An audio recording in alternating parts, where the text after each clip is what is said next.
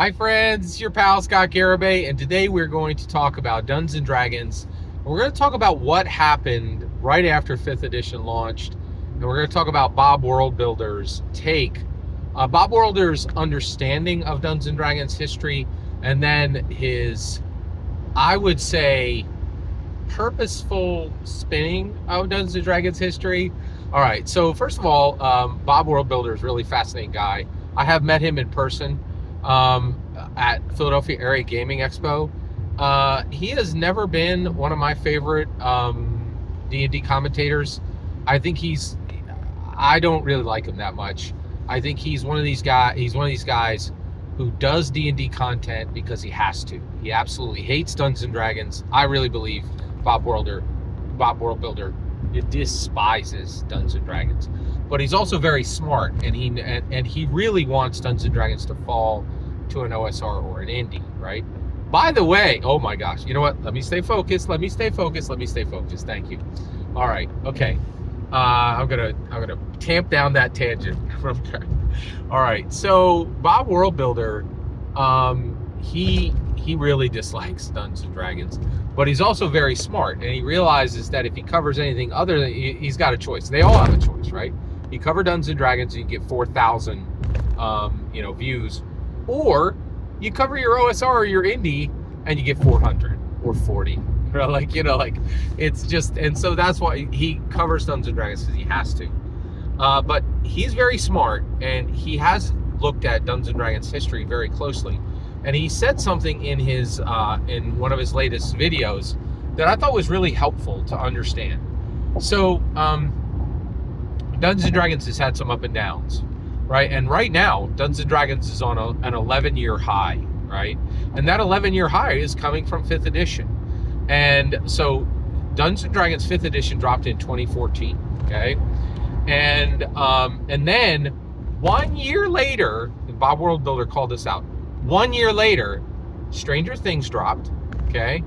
And Critical Role started, okay? Both those things happened 1 year after 5th edition released, okay? And Bob Worldbuilder said, oh, D&D got lucky that Stranger Things launched, and got lucky that that Critical Role appeared. That is outrageously incorrect, okay? Now, I don't know if he's willingly spinning history. I think he might be. I think he might, he's very smart, right? So, and the reality is, none of that was luck. All of that was extremely well earned, and a huge amount of effort went into that, okay?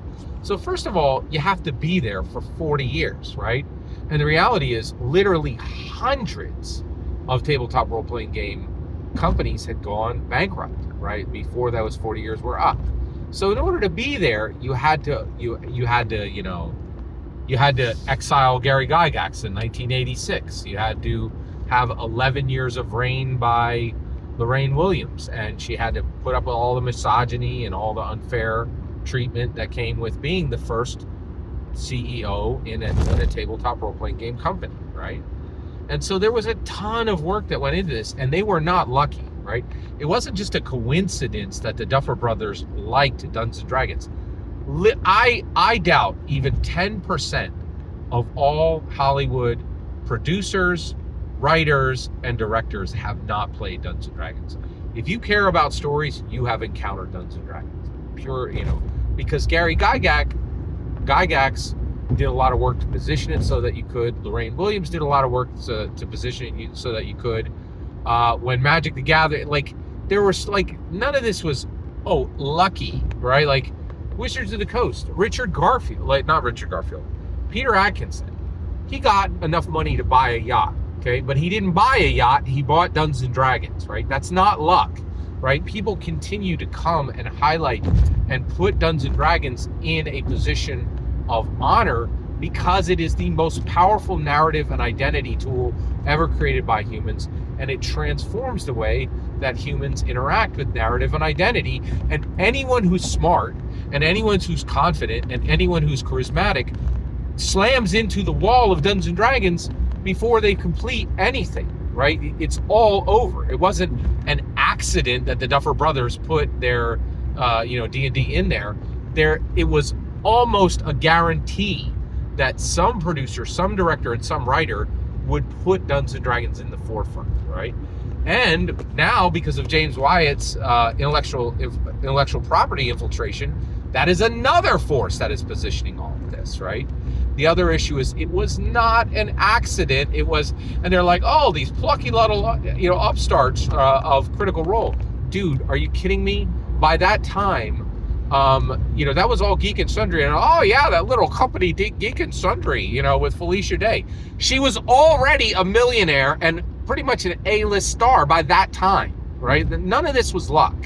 And the reason why I'm calling this out is, there's been a lot of D&D hate, and I think that Bob Worlder is in that camp, and they want to pretend that the OSR and the indie don't arrive just because they're just not lucky. No, you haven't done the work. You haven't done the cultural work. You keep thinking that if you write the best rules and that if you have some new cool mechanic, or if that that's it. That's all that's all these OSRs and indies think. They think if they write a good rule set, they're going to topple over the king. You don't. You have cultural work to do. You need to do layout right. You need to do art right. You need to engage with your community correctly, right?